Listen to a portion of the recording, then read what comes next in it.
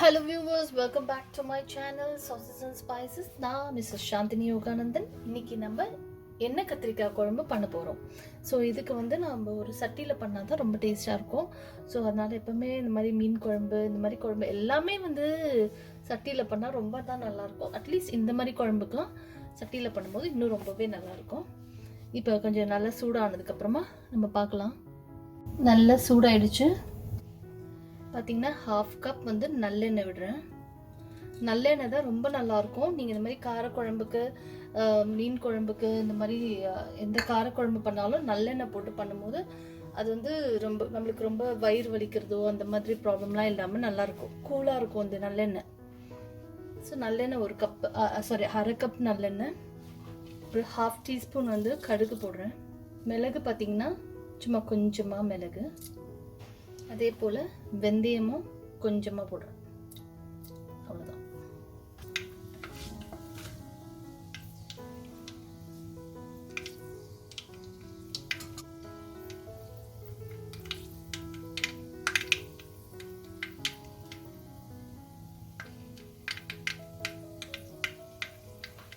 கடுகு நல்லா வெடிச்சதுக்கப்புறம் பெருங்காயம்,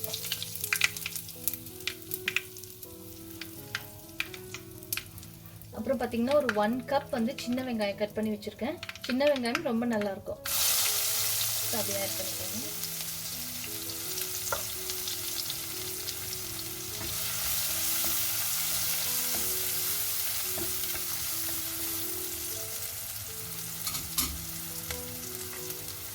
இது கூடவே நான் கொஞ்சம் கருவேப்பிலை சும்மா பிச்சு போட்டுக்கலாம். நம்ம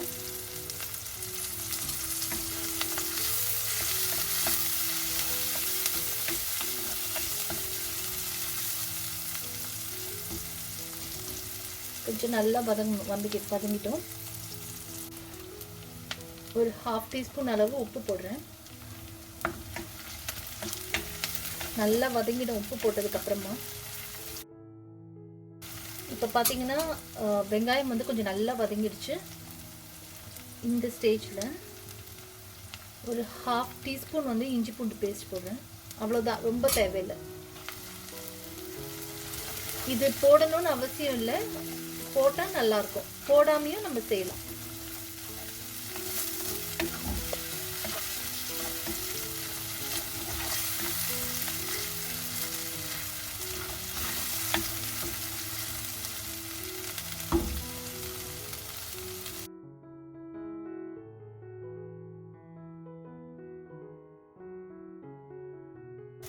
பூண்டு பார்த்தீங்கன்னா ஒரு 1/4 கப் அளவு எடுத்து வச்சுருக்கேன் உரிச்சி, அதையும் போட்டுக்கலாம்.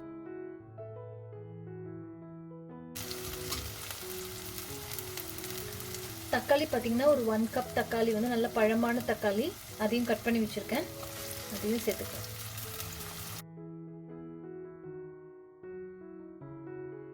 கொஞ்ச நேரம் நம்ம மூடி போட்டு வேக விட்டுடலாம்.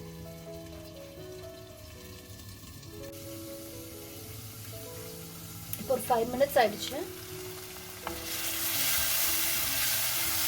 இப்போ நல்லா குத்தி விட்டுக்கோங்க. தக்காளி எல்லாம் நல்லா அப்படியே குழைவாகணும்.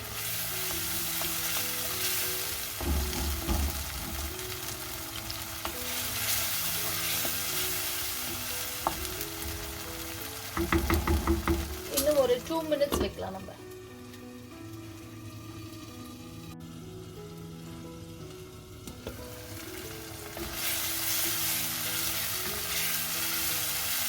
நம்ம அடுத்தது இப்போ மிளகாத்தூள்லாம் போட போகிறோம். அதெல்லாம் போட்டதுக்கப்புறம் இன்னும் கொஞ்சம் வதங்கும். ஸோ அதனால நம்ம இப்போ மசாலா ஆட் பண்ணிடலாம்.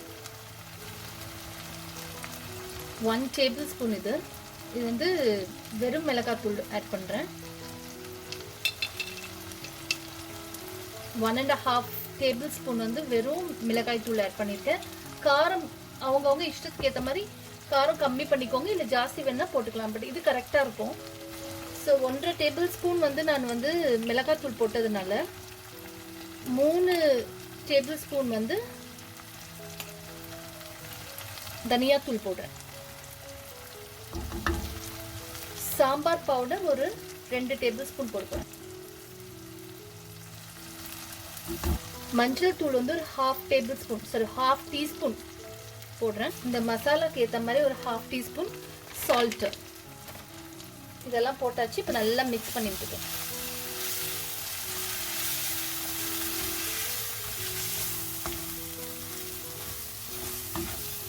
இதில் வந்து நீங்கள் எவ்வளோ வேணாலும் எடுத்து ஜாஸ்தி பண்ணிக்கலாம், கம்மி பண்ணிக்கோங்க. ஜாஸ்தி ரொம்ப பார்த்து போடுங்க. கம்மியாக போட்டாலும் இந்த புளி குழம்புக்கெல்லாம் வந்து காரம் இருந்தால் தான் நல்லாயிருக்கும். சாம்பார் பவுடரில் எல்லாமே ஆட் பண்ணியிருக்கோம், அதனால நல்லா வாசனையாக இருக்கும் உங்களுக்கு சாம்பார் பவுடர் போட்டிங்கன்னா. இது கூட ஒரு 1/2 கப் தண்ணி ஊற்றுறேன். மசாலா கொஞ்சம் நல்லா எண்ணெயெல்லாம் மேலே வர வரைக்கும் நம்ம அதை மூடி போட்டு விட்டுடலாம். இப்போ ஸ்லோ ஃபயர் பண்ணிடுங்க. இப்போ மூடி போட்டு வச்சிடலாம்.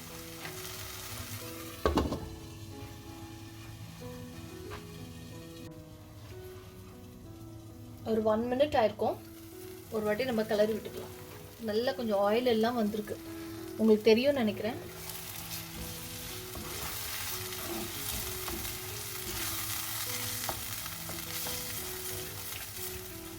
இன்னும் ஒரு 1 மினிட் மூடி வச்சிடலாம்.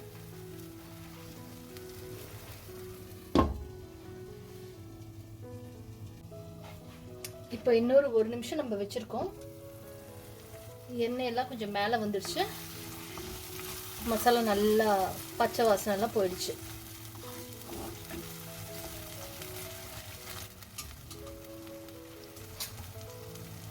நான் வந்து பார்த்தீங்கன்னா சின்ன கத்திரிக்காவை வந்து இந்த மாதிரி நம்ம கட் பண்ணி நாலாக கட் பண்ணிவிட்டு நம்ம வந்து உள்ளே வந்து பூச்சிக்கிச்சி இருக்கான்னு பார்த்துட்டு நம்ம கட் பண்ணி வச்சுக்கணும். காம்பு ரொம்ப பெருசாக போல கொஞ்சம் நான் கட் பண்ணி எடுத்துட்டேன். ஸோ அதை வந்து இப்போ நம்ம போட்டுடலாம்.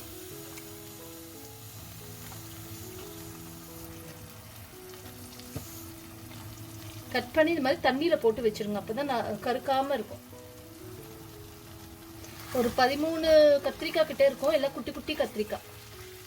இந்த மசாலாலேயே இது வந்து ஒரு நல்ல இது வந்து கொஞ்சம் வேகிற அளவுக்கு மசாலாலேயே பெரட்டி எடுத்துடலாம் நம்ம. அப்புறமா லாஸ்ட்டாக புளி தண்ணி ஊற்றலாம். ஸோ இந்த மசாலா நல்லா இதில் அப்படியே கொஞ்சம் தோல் எல்லாம் கொஞ்சம் நல்லா அப்படியே ஒரு மாதிரி சுருங்குற மாதிரி இருக்கணும். அது வரைக்கும் நம்ம வந்து இது மூடி போட்டு வேக வைக்கணும்.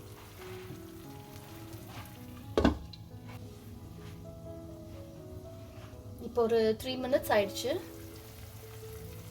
பார்த்தீங்கன்னா தெரியும், நல்ல எண்ணெயெல்லாம் மேலே வந்து மசாலா நல்லா குக் ஆயிருக்கு. இப்போ கத்திரிக்காய் எப்படி இருக்கு பார்க்கலாம். ரொம்ப வந்து அழுத்தி திருப்பி விட்டுறாதீங்க, அப்புறமா கத்திரிக்காய் வந்து உடஞ்சிரும்.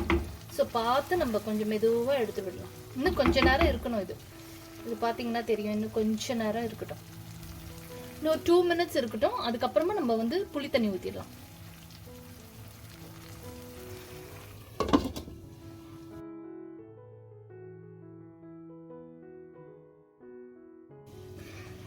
இப்போ பாருங்க, ஒரு 2 மினிட்ஸ் ஆயிடுச்சு.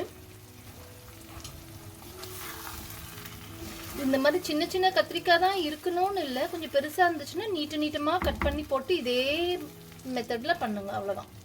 இதில் நம்ம கத்திரிக்காய்க்குள்ளே வந்து ஸ்டஃப்லாம் எதுவும் பண்ணலை. ஸோ அதனால் நீங்கள் நீட்டாக கொஞ்சம் பெருசாக கிடச்சா கூட நம்ம நீட்டாக கட் பண்ணி போட்டுக்கலாம். இப்போ நான் புளி தண்ணி கரைச்சி வச்சுருக்கேன். பாருங்கள், புளி தண்ணி எவ்வளோ வேணும்னு பார்க்கலாம். நான் சின்னதாக நெல்லிக்காய் சைஸ் கொஞ்சம் ஜாஸ்தி எடுத்தேன், அவ்வளோதான். 1 கப்பு.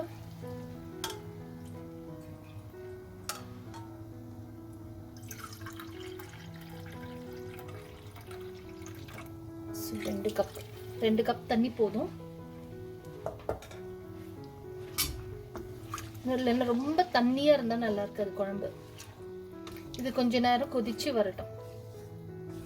இந்த ஸ்டேஜ்ல நீங்க உப்புலாம் கரெக்டா இருக்கான்னு செக் பண்ணிக்கோங்க. நான் இன்னும் கொஞ்சம் உப்பு போடுறேன். மற்றபடி காரம் எல்லாம் கரெக்டா இருக்கு. புளிப்பு பார்த்துக்கோங்க. உங்களுக்கு இன்னும் கொஞ்சம் புளிப்பு வேணும்னா இன்னும் கூட நீங்க கரைச்சி ஊற்றிக்கலாம் திக்கா. நம்ம நிறைய தண்ணி ஊற்றிட்டோம்னா என்ன ஆகும்னா அது நிறைய நேரம் கொதிக்க வேண்டியதாக இருக்கும். அப்புறமா கத்திரிக்காய்லாம் ரொம்ப குழஞ்சி போயிடும். ஸோ அதனால் நம்மளுக்கு கரெக்டாக இப்போ வதக்கும் போதே ஓரளவுக்கு நம்ம வேக வச்சிட்டோம். ஸோ இதில் கொதிச்சு வரும்போது மிச்சமும் வெந்துடும். ஸோ அதுக்கேற்ற மாதிரி நம்ம பார்த்து தண்ணி ஊற்றிக்கலாம். இப்போ நான் வந்து 2 கப் புளி தண்ணி தான் ஊற்றிருக்கேன். அதுக்கு முன்னாடி நம்ம ஒரு 1/2 கப் தண்ணி ஊற்றி மசாலாவில் வேக வச்சுருக்கோம். ஸோ அவ்வளோதான். அப்புறம் தக்காளியில் இருக்கிற தண்ணி அவ்வளோதான். ஸோ இப்போ நம்ம மூடி போட்டுடலாம். இப்போ நல்லா நம்ம மூடி போட்டு நல்லா கொதிக்க அது வந்து கத்திரிக்காயெலாம் நல்லா வெந்து மேலே அந்த ஆயில் எல்லாம் மேலே வந்துடும். ஸோ அது வரைக்கும் நல்லா கொதிக்க விடலாம். நம்ம வேணும்னா நடுவில் வந்து கொஞ்சம் கலரி விட்டுக்கலாம், அவ்வளோதான். மற்றபடி இது கொஞ்ச நேரத்துலேயே ரெடி ஆகிடும். ஒரு 10 நிமிஷம்குள்ளே உங்களுக்கு ரெடி ஆகிடும். ஸோ பாருங்கள், இப்போ எனக்கு ஒரு 10 நிமிஷம் ஆயிடுச்சு. இப்போ நான் ஸ்லோ பண்ணியிருக்கேன். இப்போ பாருங்கள், நல்லா ஆயில் எல்லாம் மேலே வந்துடுச்சு. நம்ம கத்திரிக்காயெலாம் நல்லா கரெக்டாக வெந்துடுச்சு. அவ்வளோதான். நீங்கள் ஒன்று எடுத்து அப்போவே நம்ம வந்து அந்த புளித்தண்ணி ஊற்றுறதுக்கு முன்னாடியே நல்லா நம்ம வேக வச்சிட்டோம். இன்னும் கொஞ்சம் தான் வந்து புளித்தண்ணியில் வேக வச்சோம். இப்போ எல்லாமே கரெக்டாக வெந்துடுச்சு. இப்போ நம்ம வந்து இதை தாளிச்சிக்கலாம். ஒரு பேனில் வந்து நீங்கள் என்ன பண்ணுங்கள், நல்லெண்ணெயில் தாளிச்சிக்கோங்க. நல்லெண்ணெய் வந்து நம்மளுக்கு எவ்வளோ வேணுமோ அவ்வளோ விட்டுட்டு, நான் வந்து வடகமில் தாளிக்கிறேன். அப்படி உங்ககிட்ட வடகம் இல்லை அப்படின்னு சொன்னாக்கா நீங்கள் வந்து கடுகு கொஞ்சோண்டு உளுத்தம்பருப்பு போட்டு தாளிச்சிக்கலாம். பட் வடகம் போட்டு தாளித்தோம்னா நல்லா வாசனையாக இருக்கும். ஸோ இருந்துச்சுன்னா அது மாதிரி பண்ணிக்கோங்க. அதில் வந்து நான் ஒரு 3 காஞ்ச மிளகாய் போட்டிருக்கேன். கொஞ்சம் நம்ம வந்து கருவேப்பிலை எடுத்து போட்டு நல்லா வதக்கிக்கோங்க.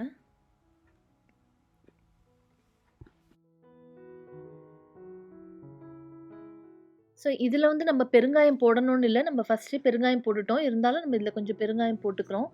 நம்ம உங்களுக்கு நீங்கள் பாருங்கள், வேணும்னா போட்டுக்கோங்க. இல்லைன்னா ஃபஸ்ட்டு நீங்கள் தாளிக்கும் போது போடும்போது போட்டிருந்தா கூட போதுமாக இருக்கும். ஸோ இதை தாளிச்சுட்டு நம்ம குழம்புல கொட்டிடலாம்.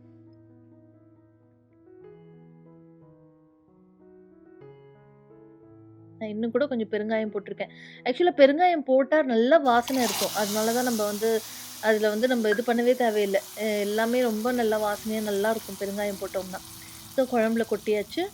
நம்மளுடைய சூப்பரான எண்ணெய் கத்திரிக்காய் குழம்பு ரெடி ஆகிடுச்சு. ஸோ நீங்களும் ட்ரை பண்ணி பார்த்துட்டு எப்படி வந்துச்சுன்னு சொல்லுங்கள்.